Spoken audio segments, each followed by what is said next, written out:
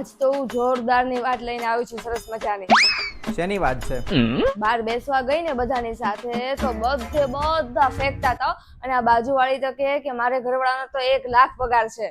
ઓહો હજી હમણાં 2 અઠવાડિયા પહેલા મેં એને પેટ્રોલ પંપે જોયો હતો. આમ 10-10 ની નોટ ભેગી કરીને 20 રૂપિયાનું પેટ્રોલ પુરાવતો હતો અને 2 દી પહેલા હજી 20 માંથી 50 રૂપિયા આવ્યો. અરે એને તો મૂકો, ઓલા મંજુબેન ને તો તમે ઓળખો છો ને, ઈ તો કે મારા વરને પગાર તો 60,000 રૂપિયા છે. ઓહ આ તો આમ સીધો આમ ઘા વાગી ગયો એવું લાગે. 60,000 રૂપિયા પગાર હોય ને તો એને કઈ 2-3 મહિનામાં પગારમાંથી પૈસા ભેગા કરીને બચાવીને સરસ મજાની એક 2 વ્હીલ અપાઈ દે તારી વહુને. અરે ઈ બધું તો મૂકો, પછી તો મેં તો કહી જ દીધું કે મારા ઘરવાળાનો પગાર તો 2 લાખ રૂપિયા જ છે. અરે પણ તારે ક્યાં એટલું બધું ત્યાં ખોટું બોલવાનું હતું? હા તો પણ ઈ કરોડોની લાખો રૂપિયાની બધી કરતી હતી તો પછી મેં કહી દીધું કે મારા ઘરવાળાને 2 લાખ રૂપિયા પગાર છે. અરે પણ બધાને ખબર છે સવારે એક ટિફિનનો ડબ્બો લઈ લઈને હું 15,000 માં 10 કલાક નોકરીએ જાઉં છું એમ. અરે ઈ બધું ઠીક, હવે ભાઈ બધાને એવું જ છે. અને ઓલી બાજુવાળી કે મારા ઘરવાળાને કે ટિફિન જ નહીં લઈ જવાનું. કેમ? રસોઈ હશે કોને ખબર, કે મારા ઘરવાળાને ટિફિન જ નહીં લઈ જવાનું. બોલો, કંપનીમાં કે જોરદારનું મળે છે. શું કરે છે એવું તો ઈ? રસોઈયો હશે. બધાય ખોટું ગોળા ફેંક.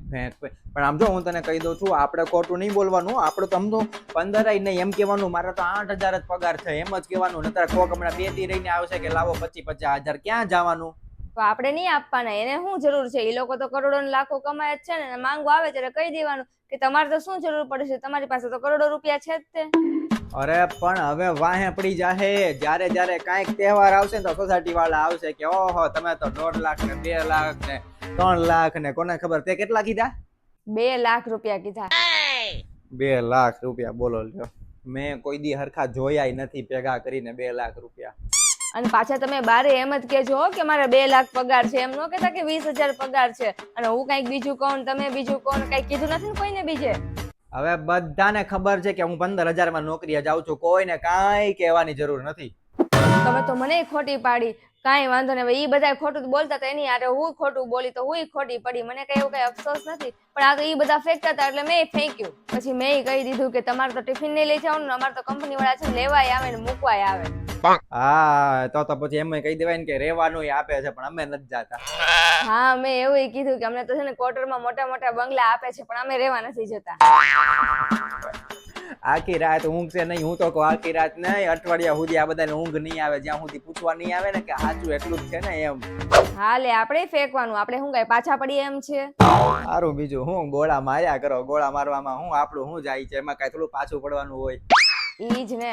શું હસો છો તમે? એમ નહીં તો એ બધાને ખબર ન પડી કે સવારમાં હું આ બાઇક લઈને જાઉં છું તો ક્યાં જતા હોય છે બાઇક લઈને. એમ કહેતા કીધું ને કે બસ લેવા મૂકવા આવે તો કેમ?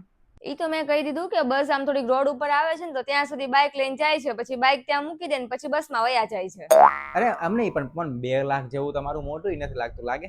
હા તો પણ તમારું મોઢું છે જ નહીં 2 લાખનું. આ તો મેં કીધું, શરમ કરો કાંઈક અને પાછા હસો છો. પણ એમ નહીં કહીએ એટલે આપણો આમ વટ પડી જાય કે 2 લાખ રૂપિયા. એમાં શું વટ પડે હે? કયો તો શું વટ પડે?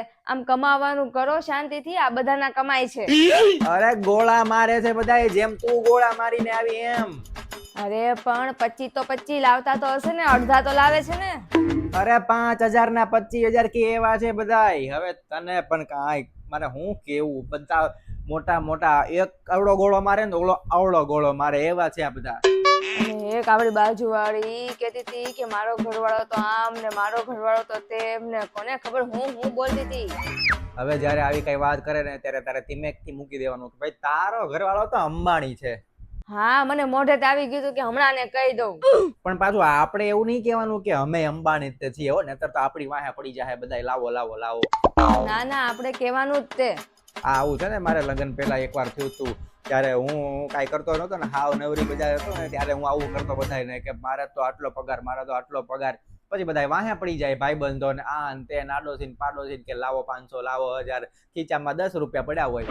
મૂકો ને એ બધું અને તમે હવે કમાવાનું કરો. આ બધા કમાય છો?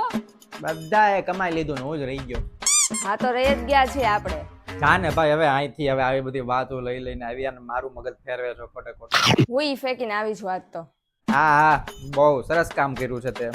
અને હવે તમે બધાને કહી દેજો કે મારો પગાર વધી ગયો છે, 20 નો 2 લાખ થઈ ગયો છે. હા એક હારે પ્રમોશન થઈ ગયું ધડાધડ. હા એમાં શું આવી જ જાય ને.